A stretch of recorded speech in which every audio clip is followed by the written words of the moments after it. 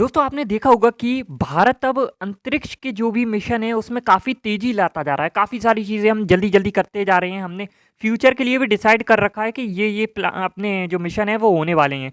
ये सब क्यों हो रहा है? क्योंकि बाकी देश हमसे ऑलरेडी काफ़ी ज़्यादा आगे थे। हम तो काफ़ी पीछे रह गए थे, तो अब हमें उनके बराबर आ रहा है। नहीं तो ये ज़रूरी भी है, क्योंकि अगर नहीं आ पाए तो बहुत सारी प्रॉब्लम्स हमारे लिए क्रिएट हो जाएँगी। क्योंकि एक समय था जब कहा जाता था कि सिर्फ़ समुद्र तक अगर आपकी ताकत है पूरी, एकदम समुद्र पे कब्ज़ा किया हुआ है, तो आप सभी देशों पर आराम से कब्ज़ा कर लोगे।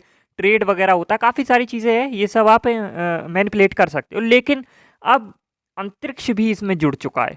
तो अंतरिक्ष पर जिसकी पकड़ होगी, वो अधिक अपना इन्फ्लुएंस कर पाएगा दूसरे देशों पर। जैसे कि यहाँ पर एक न्यूज़ आई है कि रूस और चीन ने 2035 तक चंद्रमा पर संयुक्त परमाणु ऊर्जा संयंत्र बनाने की योजना बनाई है। रिसेंटली आपने सुना था कि जापान भी गया था, लेकिन 100% उनका मिशन सफल नहीं हो पाया।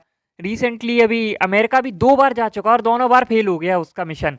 तो मतलब बहुत मुश्किल है मून पर जाना, इसीलिए यहाँ पर ये रूस और चीन भी जल्द से जल्द अपना वहाँ पर मतलब अधिकार करना चाहते हैं, किसी प्रकार से हम वहाँ पहुँच जाए और अपना जो भी काम वाम वहाँ पर करना है वो सब कर सके, ज़्यादा से ज़्यादा एक्सप्लोर कर सके चीज़ें। भविष्य में क्या होगा कि मून पर भी स्थायी बस्तियाँ बसाई जाएगी, उसके लिए यहाँ पर ये सहयोगी कार्यक्रम चलाए जा रहे हैं। अभी वहाँ पर परमाणु अंतरिक्ष ऊर्जा किस तरीके से लिए जाएगी परमाणु से, उस पर काम किया जा रहा है। तो धीरे-धीरे मतलब काफ़ी सारी चीज़ें होती रहेंगी, लेकिन हमारे लिए थोड़ा-सा यहाँ पर संकट ये है कि जितना रूस और चीन मिलकर काम करेंगे, उतना रूस चीन की गोदी में बैठता जाएगा। और ये जो परमाणु से ऊर्जा निकालने की कोशिश की जा रही है, ये इसलिए क्योंकि उन्होंने कहा है कि भाई जो सोलर पैनल से हम ऊर्जा प्राप्त करते हैं, उसकी काफ़ी लिमिटेशंस है। मतलब बहुत ज़्यादा आपको सोलर पैनल चाहिए, उतना सारा खर्चा करना पड़ेगा, जगह भी गिरता है, बहुत सारी मतलब प्रॉब्लम्स होती हैं। फ्यूचर में उन्होंने कहा है कि जैसे-जैसे लूनार पर सेटलमेंट होगा और बस्तियाँ बसाई जाएगी, बहुत सारी आपको ऊर्जा की ज़रूरत होगी।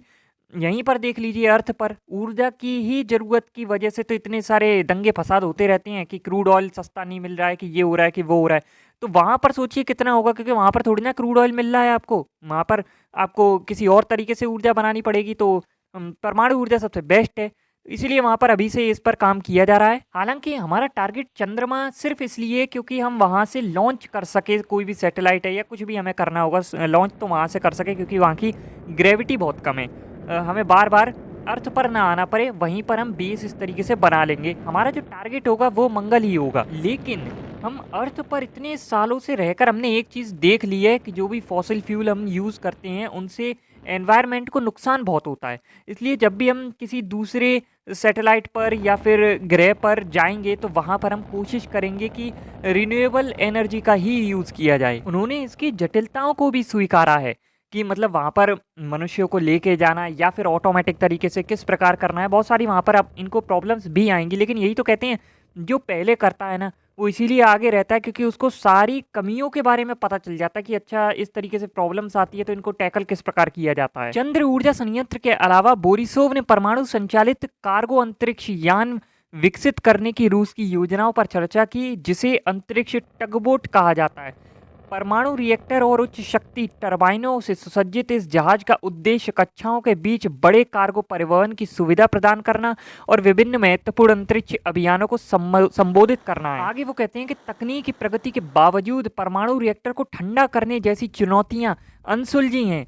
इसके बाद भी उनके कई सारे मतलब मिशन फेल हुए, असफलताओं का सामना करना पड़ा, लेकिन अब भी वो इस पर अडिग है कि हमें ये काम करना ही है और इसमें चीन उनका साथ दे रहा है। और इसके साथ-साथ चाइना क्या कर रहा है कि उनका भी प्लान है कि फर्स्ट एस्ट्रोनॉट भेजेंगे वो 2030 तक मून पर। बीते दिन आपने सुना होगा कि यूएस ने जो अंतरिक्ष में स्पेस में मिलिटराइजेशन हो रही है रशिया की, उस पर भी चिंता जताई थी, तो पुतिन जी ने उसको साइड कर दिया। अरे ये तो ऐसे ही बोलते रहते हैं, क्योंकि पुतिन जी को पता है ना कि अमेरिका अगर चला गया तो वो किसी की नहीं सुनेगा, वो अपना भाई मिलिटराइजेशन स्टार्ट कर देगा।